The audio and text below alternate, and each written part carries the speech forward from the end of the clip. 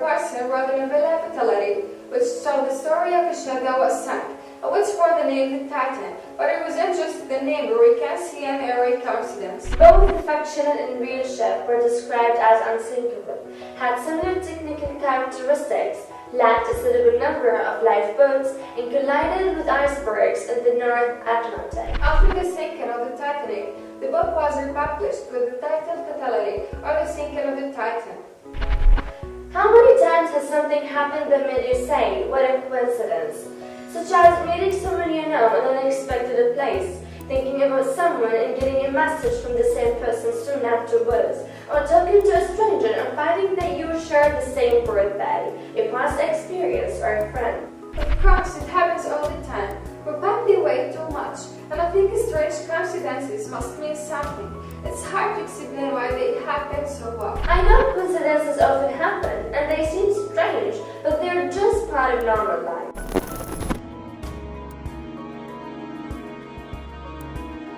رؤيا, we often hear people say it's a small world, isn't it? What do people mean when they say that?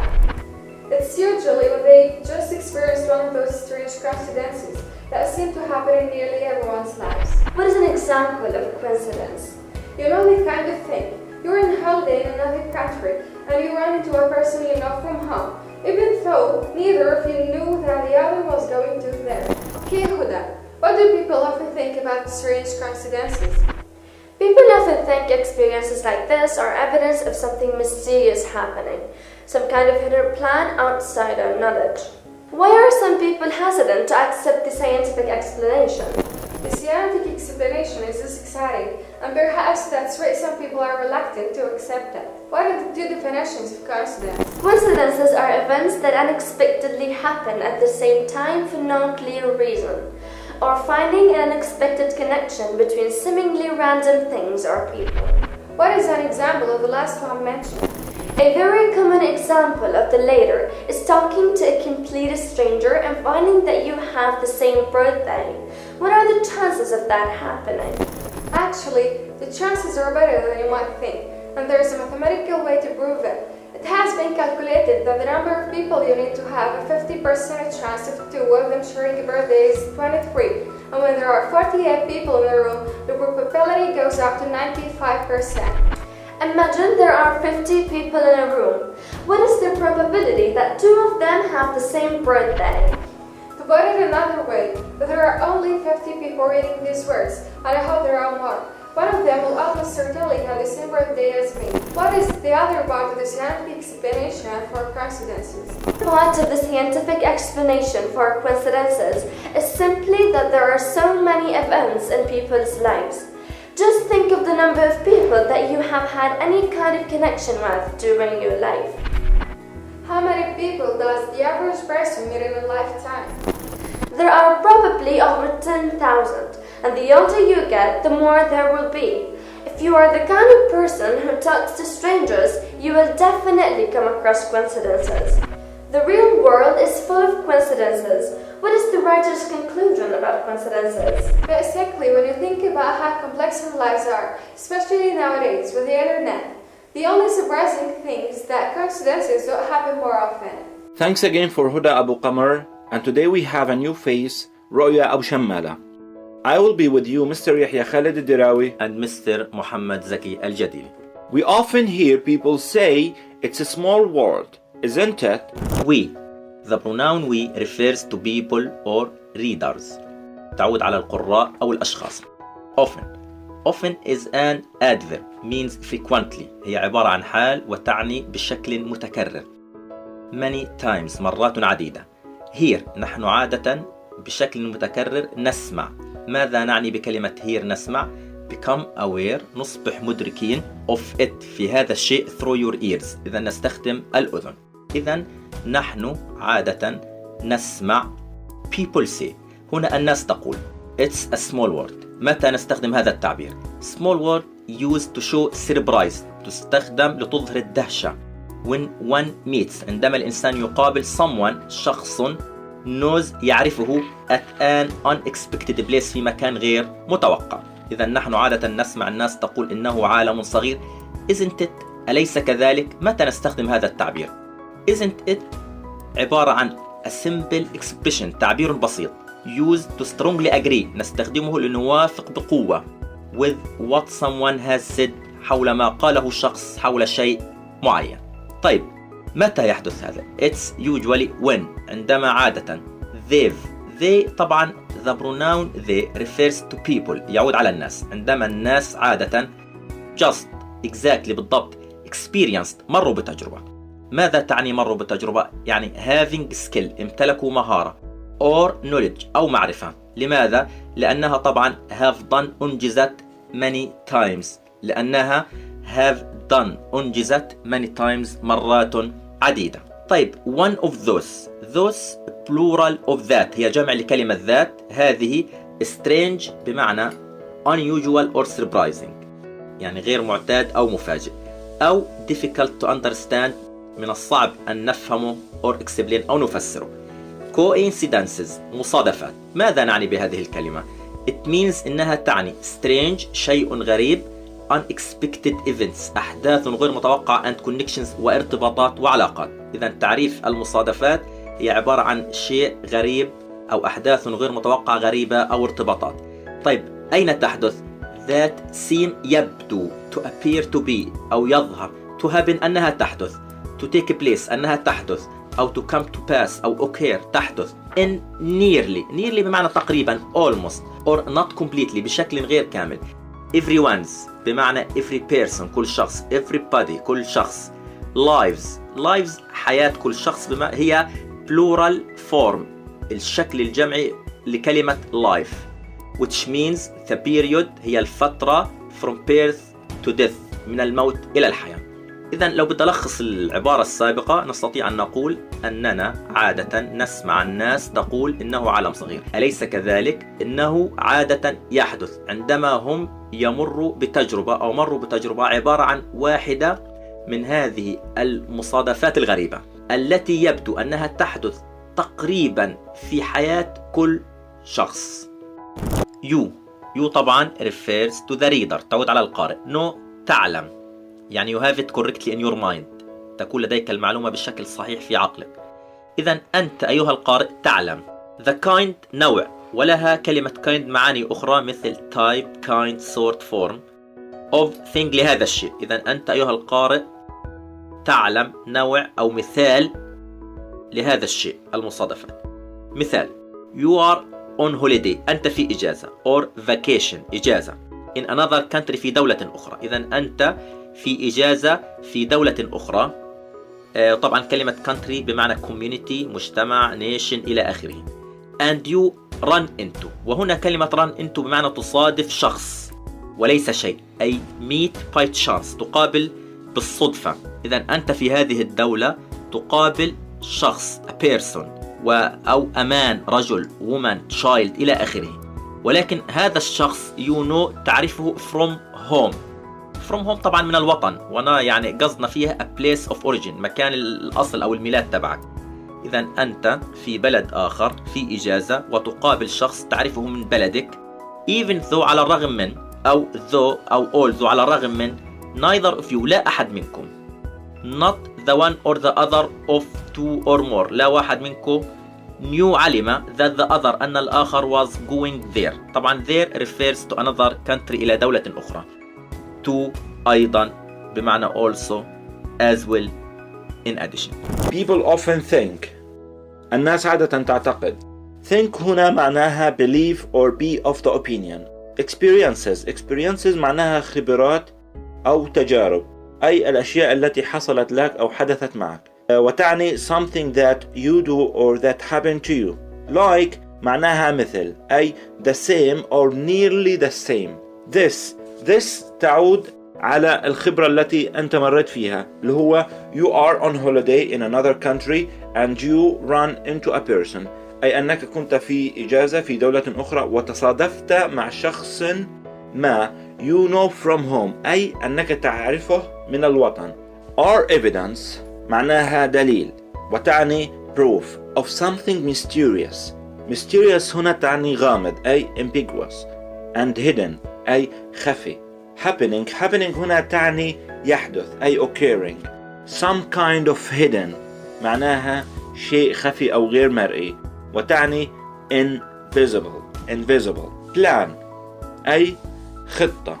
Some kind of hidden plan outside our knowledge، أي أنها شيء خارج حدود معرفتنا. Knowledge هنا تعني that or thing that we know very well، أي أنها شيء يستند على معرفتنا أو على أشياء نعرفها.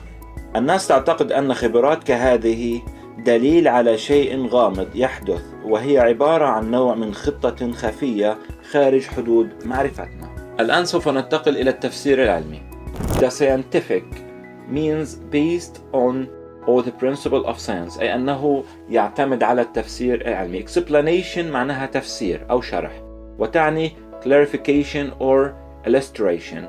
Is less هنا تعني أقل، أي smaller in amount or happens less often. Exciting مثير، أي making you feel excited، أي the scientific explanation is less exciting، أن التفسير العلمي هو أقل إثارة.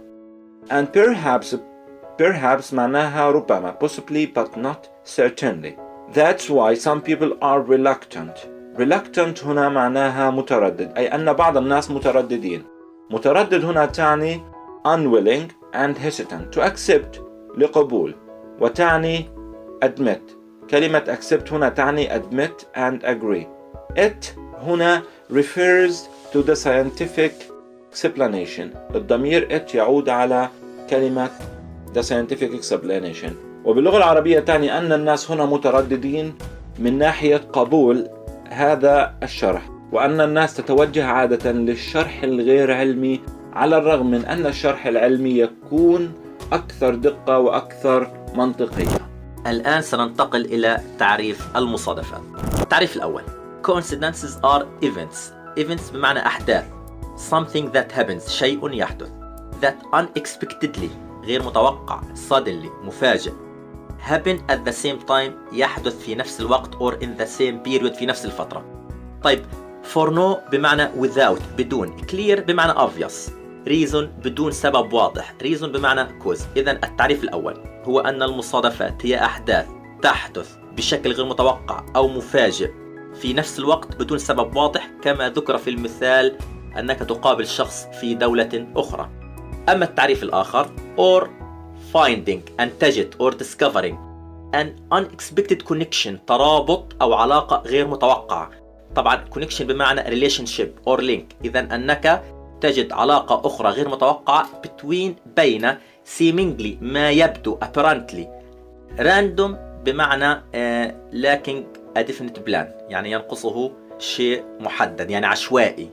things or people، أشياء عشوائية أو أشخاص عشوائيون. إذن تفسير التعريف الثاني هو أن تجد أو تكتشف علاقة غير متوقعة بين ما يبدو أشياء عشوائية أو أشخاص عشوائيون. طيب الآن نحتاج إلى مثال لتفسير هذا الشيء. نكمل. A very common هنا تعني شائع، أي popular or famous. Example مثال of the latter، the last one mentioned، الأخير، أي أنه هنا يتحدث عن المثال الأخير الذي تم ذكره. is talking to a complete، أي أنه يتحدث لمجموعة كاملة. it means whole stranger، أنه شخص غريب، تتحدث لشخص غريب. someone you don't know، كلمة stranger هنا تعني someone you don't know. and finding that you have the same birthday، وتجد أن لديه نفس عيد أو تاريخ الميلاد. what are the chances، ما هي الفرص؟ chances هنا تعني opportunities occasions of that happening، على أن يحدث ذلك. actually بمعنى really، في الواقع. the chances الفرص possibilities are better أفضل greater، إذن في الواقع الفرص أكثر وأعظم than you might think مما تتوقع. إذن عندما نفسر حدوث المصادفات ربما نحن نعتقد أن الفرص أقل، لكن الفرص أعظم مما تتوقع، وهذا ما سيتم تفسيره. and there is a mathematical بمعنى حسابي أو رياضي، جاي من كلمة رياضيات. accurate يعني شيء دقيق. close exact بالضبط. way to prove هناك طريقة حسابية أو رياضية to prove لكي نبرهن to confirm لنثبت. it has been calculated لقد تم حساب أو studied that the number of people عدد الأشخاص you need to have أنك تحتاج أن تمتلك 50 chance 50% فرصة of 2 of them 2 منكم. إذن عدد الناس اللي أنت محتاج يكون عندك فرصة 50% sharing يشاركون أو involvement a birthday عيد ميلاد is 23. إذن معنى العبارة أنه أنت إذا أنت بده يكون عندك فرصة أنه تلاقي 50% فرصة أنه تلاقي 2 في نفس عيد الميلاد، لازم يكون 23 شخص. إذا من كل 23 شخص ممكن 2 فرصة 50% يكون نفس عيد الميلاد. طيب and when there are 48. طب لو كان عندي 48 شخص people in the room أو in a room في غرفة، طبعا أكيد the probability أو possibility الاحتمالية goes up ترتفع rises to 95% إلى 95%. إذا فرضا لو كان عندي 48 شخص، إذا 95% عندي فرصة إنه 2 يكون عندهم نفس عيد الميلاد.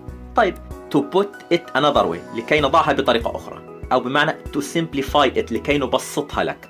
if there are only 50 people إذا في 50 شخص الآن reading يقرؤون these words هذه الكلمات and I hope there are more وأنا أأمل أن هناك عدد أكبر.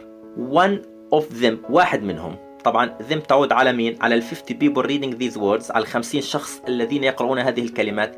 will almost certainly غالبا وبالتأكيد really definitely بشكل قطعي have the same birthday لديهم نفس عيد الميلاد مثلي. وهنا me refers to the writer على الكاتب. إذا كان هناك 50 شخصا يقرؤون هذه الكلمات غالبا حتلاقي إنه في شخص يشارك الكاتب نفس عيد الميلاد. the other part of the scientific explanation إذا الجزء الآخر من التفسير العلمي. طبعا the other معناها we use the other to refer to the second of two things يعني الشيء الآخر أو الشيء الثاني. part بمعنى side. إذا الجزء الآخر للتفسير العلمي لمين؟ of coincidences للمصادفات simply ببساطة أو clearly بوضوح that there are يوجد so many several events أحداث عديدة in people's lives في حياة الإنسان. أي إنسان فينا بمر بمجموعة لا متناهية من الأحداث. just think بدنا نفكر of the number of people في عدد الأشخاص that you have had any kind لديك أي نوع or sort of connection من العلاقة أو relation with during your life خلال حياتك. يعني طبعا من الروضة إلى المدرسة إلى آخره حتمر بأشخاص عديدون. طبعا كل شخص تعرفه طبعا مش شرط أن يكون صديق، حتلاقي عدد الأشخاص كبير جدا. there are probably من المحتمل يوجد over 10,000 ما يزيد عن 10,000 and the older you get وكلما كبرت the more there will be سيزيد الرقم. يعني ممكن بعض الأشخاص يصل العدد عندهم إلى مئات الآلاف. if you are the kind وإذا أنت كنت من نوع أشخاص of person who talks to stranger يحب الحديث أو يفضل الحديث مع الغرباء، طبعا يعني ممكن يكونوا اجتماعيون جدا. you will definitely أنت قطعا حتميا come across هنا find by chance تجد بالصدفة، وتختلف عن run into إنه run into تقابل شخص وهنا تصادف شيء. إذا أنت قطعيا ستصادف coincidences مصادفات. basically أو mainly بشكل رئيسي when you think about how complex عندما تفكر كم هي معقدة، وهنا كلمة complex بمعنى difficult to understand من الصعب أن تفهم. our lives حياتنا are هذه الأيام especially بشكل خاص nowadays هذه الأيام around the present time حول هذا الوقت with the internet بوجود الإنترنت. طبعا في بعض الناس ممكن يكون عنده ملايين المتابعين على الإنترنت.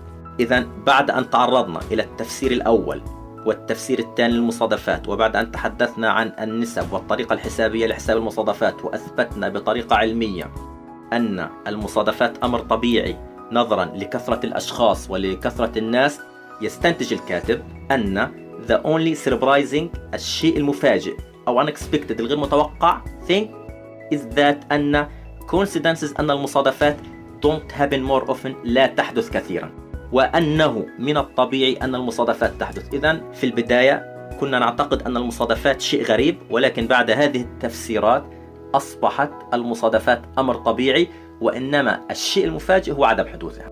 شكرا. كان معكم الأستاذ محمد زكي الجديلي والأستاذ يحيى خالد الديراوي، على أمل أن نلقاكم في حلقة جديدة وقطعة أخرى جديدة.